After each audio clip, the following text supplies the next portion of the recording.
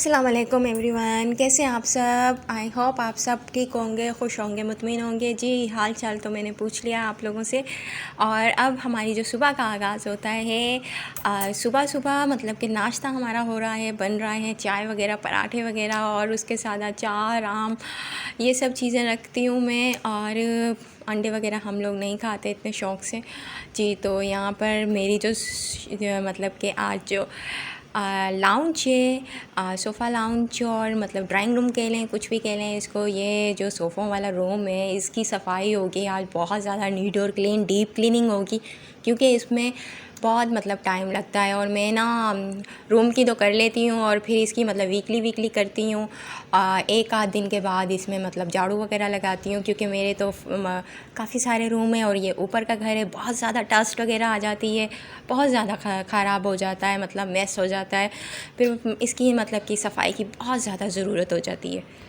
खैर, मिट्टी तो आनी है और डस्ट तो आना ही है, हर चीज़ पे साफ़ करना तो हाउसवाइफ का काम होता है। बच्चों के साथ, हर चीज़ के साथ। जो लोग मैंने देखा है किसी के व्लॉग में, मैं देख रही थी वीडियो में, वो कहती हैं कि जी रोला होते हैं बच्चे। नहीं, बेचारे बच्चों के बगैर भी ना ज़िंदगी नहीं है, इनके बगैर भी कोई माँ की ज़िंदगी नहीं होती। मैंने बहुत ज़्यादा ये देखा है, किया है, ऑब्ज़र्व किया है कि बच्चे ही माँ को कंप्लीट करते हैं। जो छोटे छोटे बेबीज़ होते हैं ना, चाहे एक ही हो आपकी ज़िंदगी में, लेकिन होना बहुत ज़रूरी होता है माँ को, माँ के पास। और मतलब कि क्योंकि ये फिर आपकी मतलब कि लाइफ को कंप्लीट करता है। ये जो माएँ कहती हैं ना कि जी हम सफाई कर लें, सब कुछ कर लें, हमारे तो बच्चे रोला हैं, वो जी मैं आपसे बोलूँ कि ना बहुत गलत बात है, ऐसा बिल्कुल नहीं बोलना चाहिए। और शुक्र अदा करना चाहिए अपने बच्चों के लिए, सेहत की दुआ मांगनी चाहिए और इन्हें कभी भी रोला नहीं समझना चाहिए।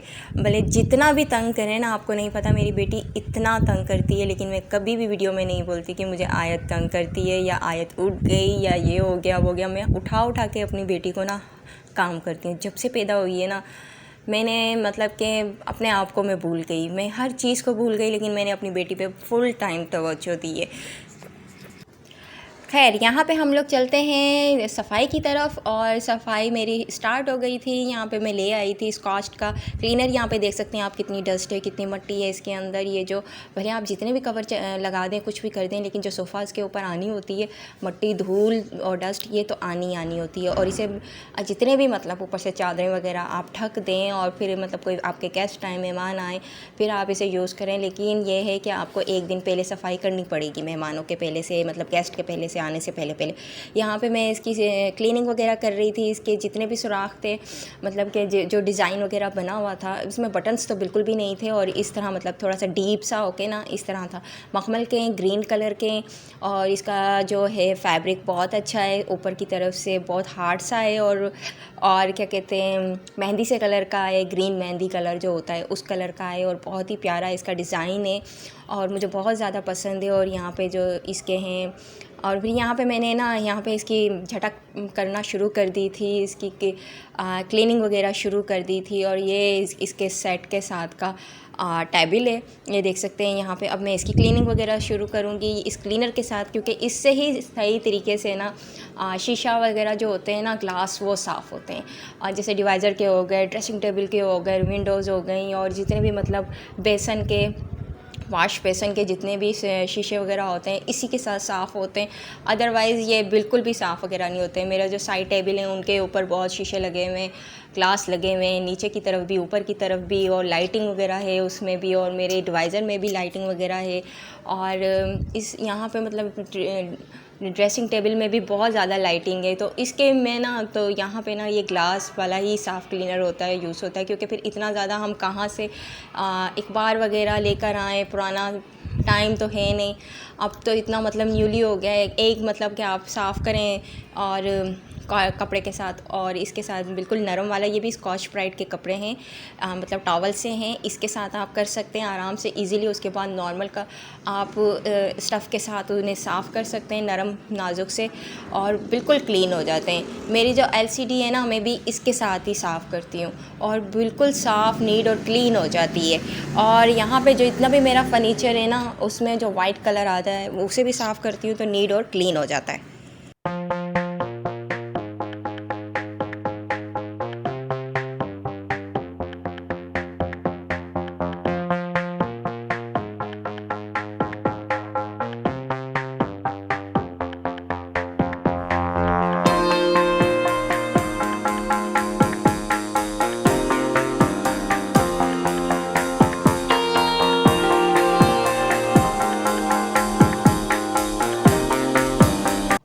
तो मैंने क्लीनर जो बनाया था सोफ़ा साफ़ करने के लिए, वो सिरका था और उसमें बेकिंग सोडा था और पानी ऐड किया था मैंने, क्योंकि ये तो नॉर्मल ही था, क्योंकि इतना ज़्यादा यूज़ नहीं किया था। तो डस्ट वगैरह उतारने के लिए कोई भी मतलब स्मेल्स वगैरह ना हो, इस वजह से मैंने ये वाला नॉर्मल क्लीनर यूज़ किया था। क्योंकि इसके बीच में जो लोग ज़्यादा बैठते उठते हैं तो वो कोई भी मतलब अच्छा सा जो डिश वॉशर होता है वो आप डाल सकते हैं, जिससे झाग बन सके और आसानी के साथ मतलब इसका फैब्रिक वगैरह साफ़ हो जाए सोफ़ा का।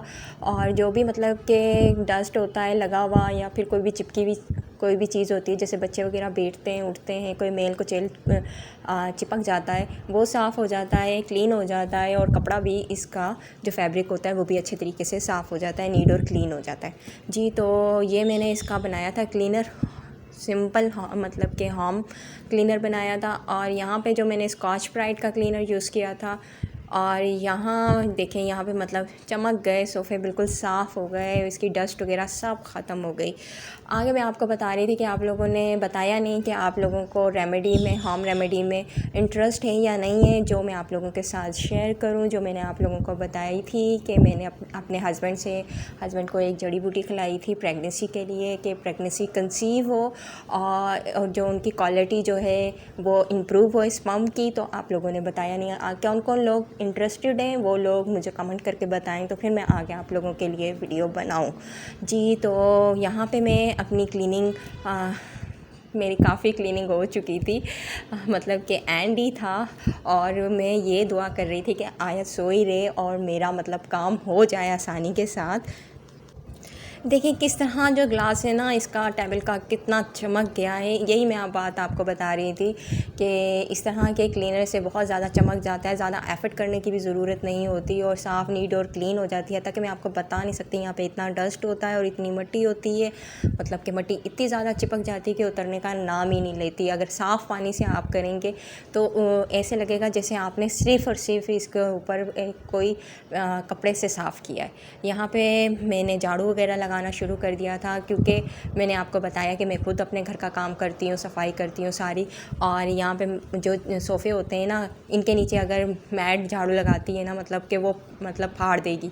तो इस वजह से मैं खुद खड़ी होकर लगाती हूँ, करती हूँ। जब हमारे घर में मासी थी नीचे की तरफ, जब मैं अपने इन लॉज में थी, तब भी मैं खुद ही इसको साफ़ और नीट और क्लीन करती थी, क्योंकि वो बहुत ज़्यादा इस तरह झाड़ू वगैरह लगाती थी कि बिल्कुल ख्याल नहीं करती थी। इसका जो नीचे फैब्रिक होता है ना वो फट जाता है, मतलब कि डैमेज हो जाता है सारा। और इसके जो सारा मतलब कि कह लें कि आप ख़राब हो जाता है। मेरा जो फर्नीचर था उसमें भी वो इसी तरह करती थी, कोई भी नीचे से सही तरीके से वो झाड़ू वगैरह नहीं निकालती थी। तो इसलिए जब चीज़ें वगैरह संभालनी हो तो फिर खुद ही आपको केयर करनी पड़ती है, सर पे खड़े होकर आपको काम करवाना पड़ता है। इससे बेहतर है कि आप खुद ही इसको चीज़ को काम को कर लें, ज़्यादा इंस्ट्रक्शन देने से किसी को। तो इसलिए फिर मैं ये सारा काम खुद ही कर लेती हूँ। पहले भी मैं खुद ही कर लेती थी, सारा झाड़ू वगैरह निकाल कर सामने से दे देती थी। जो सामने से निकालना होता था ना वो सिर्फ़ और सिर्फ मासी निकाल लेती थी जी। तो ये बात थी। और फिर यहाँ पे जो पोंछा वगैरह लगाना है, मतलब साफ़ करना है, वो भी नीचे की तरफ से करना है। वो भी स्टैंड वाला जो पोंछा होता है उसके साथ नहीं हो सकता, मतलब खड़े करके जो हम लोग लगाते हैं मॉक वगैरह जो कहते हैं, फेरते हैं, उससे नहीं हो सकता।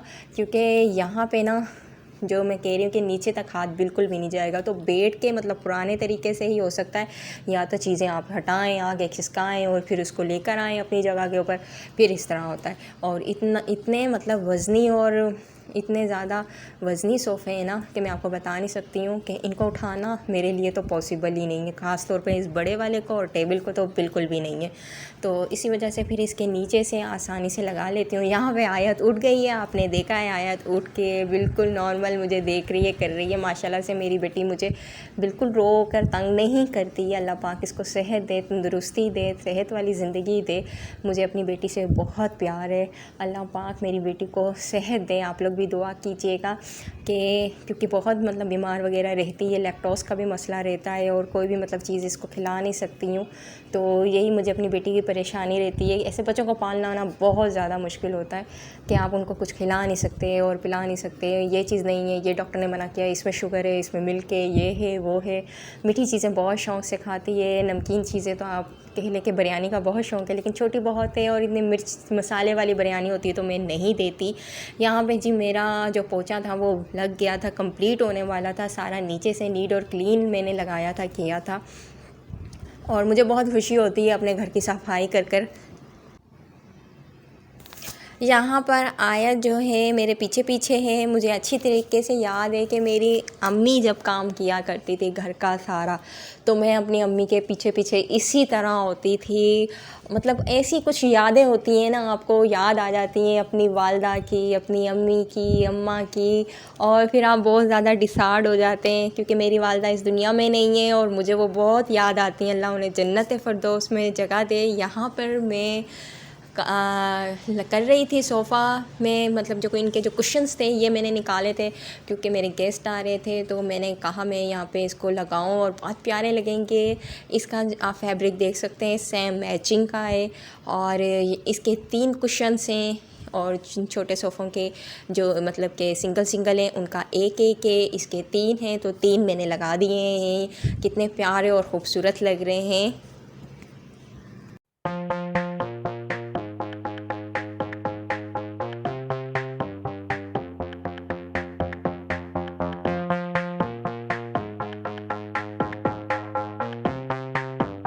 अपने देखने वालों से मेरी ये गुजारिश है कि आप लोग वीडियो को लाइक करें, कमेंट करें, शेयर कीजिए और बताएं आप लोगों को वीडियो कैसा लग रहा है, ये सफाई का और क्लीनिंग का, डीप क्लीनिंग का।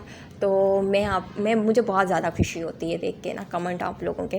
जी तो फिर आगे मैं चलती हूँ आप लोगों के साथ। मैं एक और अनाउंसमेंट कर रही हूँ कि मैं प्रेगनेंसी के हवाले से एक प्रॉपर वीडियो बनाऊँगी कि मैंने प्रेगनेंसी कैसे कंसीव की, क्योंकि उसके बीच में सारी वीडियोज़ होंगी, सब चीज़ें होंगी। किसी को किसी लिंक की तरफ नहीं जाना पड़ेगा, उसे प्रॉपर्ली एक पैकेज मिल जाएगा सामने कि जी ये चीज़ है, हमें ये करना है और ये नहीं करना। जी तो उसके बीच में मैं सारी चीज़ें आप लोगों को क्लियर बताऊंगी, करूंगी। वो आप लोगों के लिए इंशाल्लाह वीडियो आने वाला है, कुछ दिनों में मैं वो वीडियो अपलोड करूंगी। जी तो आप लोग मेरे साथ रहिएगा और चैनल को सब्सक्राइब कीजिएगा। ये मेरा रूम करंट इसका व्यू आप देख सकते हैं, ये है। और बहुत मेहनत के बाद, उसके बाद मैं अकेली ही थी, मेरे हस्बैंड नहीं थे, जॉब पे गए हुए थे, तो मैंने यहाँ पे अपने लिए 2 कबाब फ्राई कर लिए और साथ मैंने एक चपाती बना ली और आम मैंने रख लिए क्योंकि आम का मौसम है और आम बहुत सस्ते हुए पड़े हैं, तकरीबन 80 रुपये किलो हुए पड़े हैं।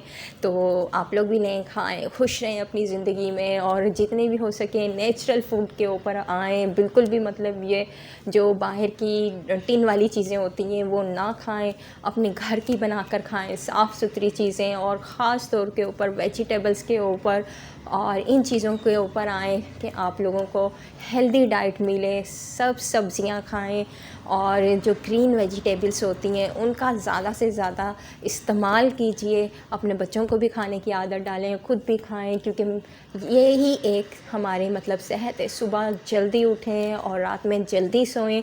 इसी से प्रेगनेंसी कंसीव हुई थी मुझे, क्योंकि मेरी टाइमिंग बहुत ज़्यादा ख़राब थी। मैं लेट नाइट सोती थी, लेट उठती थी सुबह, लेकिन इन लॉज में मेरा ये नहीं था। मैंने अपनी टाइमिंग सही की, सुबह मैं जल्दी उठती थी, लेकिन फिर भी मैं नेट वगैरह मोबाइल चलाने की वजह से रात में लेट सोती थी।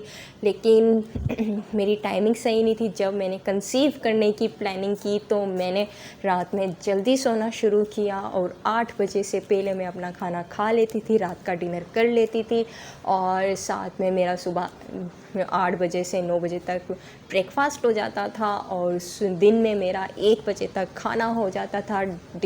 मतलब जो दिन का खाना था, लंच था, वो हो जाता था। उसके अलावा शाम के 4 बजे तक मैं चाय पी लेती थी बग़ैर सौंफ वाली, बहुत मुश्किल से। यही मेरी रूटीन थी। टाइम टू टाइम उठना, टाइम टू टाइम बैठना, हर चीज़ करना, टाइम पे खड़े होकर काम करना, क्योंकि जो इन लॉज़ में होता है ना, घड़ियाल होता है, आपको बिल्कुल टाइम के ऊपर उठना है, टाइम पर बैठना है, टाइम पे करना है, फिर भी आपको किसी ने अच्छा नहीं बोलना। ऐसा ही होता है। अल्लाह बस सबको खुश रखे, अपनी ज़िंदगियों में आबाद रखे और हमें भी तौफीक दे अच्छी अच्छी चीज़ें करने की। अल्लाह पाक सबको खुशियाँ दे। यहाँ पे मेरी चपाती बन गई थी जी, तो आगे मैं चलती हूँ, साथ साथ मैं क्लीनिंग भी कर लेती हूँ जल्दी जल्दी झटपट, क्योंकि बहुत ज़्यादा मुश्किल हो जाता है बाद में ये साफ़ करना। तो मैं कोशिश करती हूँ जितना काम मैं फैलाती हूँ करती हूँ उसको साथ साथ साफ़ कर लूँ और कोई प्रॉब्लम ना हो, क्योंकि जब मैं अपने इन-लॉज़ वाले किचन में थी तो फिर मुझे बहुत ज़्यादा मसला होता था। मैं फटाफट उसी टाइम करती थी, शायद आप कह सकते हैं मशीन की तरह हाथ चलते थे और बहुत ज़्यादा परेशान भी होती थी और डर भी होता था पीछे से कोई आ जाएगा तो इस तरह का गंद फैला हुआ दिखाएगा, या फिर कोई भी जो क्लीनिंग नहीं है वो नहीं देखेगा तो वो क्या कहेगा कि कैसी है, यही खौफ लगा रहता था। और बहुत झटपट मतलब काम करती थी और बहुत तेज़ी के साथ और हर चीज़ को नीट और क्लीन रखती थी। फिर भी चलें, अल्लाह ताला ने खुशियाँ दी, हर चीज़ दी, सेहत दी, बेबी दिया और क्या चाहिए अल्लाह पाक से। अल्लाह ताला का लाख लाख शुक्र है। आगे मेरी शाम की चाय हो गई थी खाने के बाद और मैंने चाय बनाई अपनी। यहाँ पर मैं अपनी ना वीडियो का एंड करूँगी और यहाँ पर हम बैठ के मतलब जो हमने क्लीनिंग की थी जिस रूम में, सोफ़े वाले रूम में, तो हम यहाँ बैठ गए आकर और डीप क्लीन किया हुआ है। बहुत अच्छा लग रहा है अपने सोफ़ों पे, अपने जहेज़ के सोफ़ों के ऊपर बैठ के। लेकिन मैं आप लोगों को बता नहीं सकती कि मुझे इन-लॉज़ वाले मतलब पोर्शन में जहाँ मैं रहती थी वहाँ पे मुझे बिल्कुल बैठने की इजाज़त नहीं थी और मैं बिल्कुल कोई चीज़ नहीं कर सकती थी, डरती रहती थी हर टाइम। तो आज मुझे जब अपना घर मिल गया है और अपनी चीज़ें मिल गई हैं तो मैं यहाँ पे बैठती हूँ सुकून के साथ और खुशी के साथ और बहुत इंजॉय करती हूँ। मुझे कोई डर नहीं होता, कोई खौफ नहीं होता कि कोई मुझे आके बोलेगा कि आप क्या कर रही हो, आप क्या कर रही हो, मतलब कोई भी मुझे इस तरह की बात नहीं कहेगा। लेकिन मैंने ये देखा है कि वीडियोस में कि काफ़ी सारी जगह के ऊपर लोग बोल रहे होते हैं कि आप ऐसे क्यों बोल रही हैं, मतलब मुझे नहीं किसी और को, इन लॉज तो ऐसे नहीं होते वैसे नहीं होते। हर जगह ना एक जैसे नहीं होते, हर जगह अच्छे नहीं होते और हर जगह बुरे भी नहीं होते। लेकिन मैं एक बात बोलूँगी कि पाँचों उंगलियाँ ना बराबर नहीं होती हैं, छोटी बड़ी सब होती हैं। तो इसी तरह है लाइफ, इसी तरह है। आयत मेरा गुड्डा, मेरा पाला पाला बेटा मेरे साथ खेल रहा है। आप लोगों को मैं यही एक गुजारिश है, यही बोलूँगी कि अपनी ज़िंदगी को सब्र के साथ लेके चलें, हिम्मत के साथ लेके चलें और दुआओं में याद रखिएगा। अल्लाह हाफिज़, निगहबान।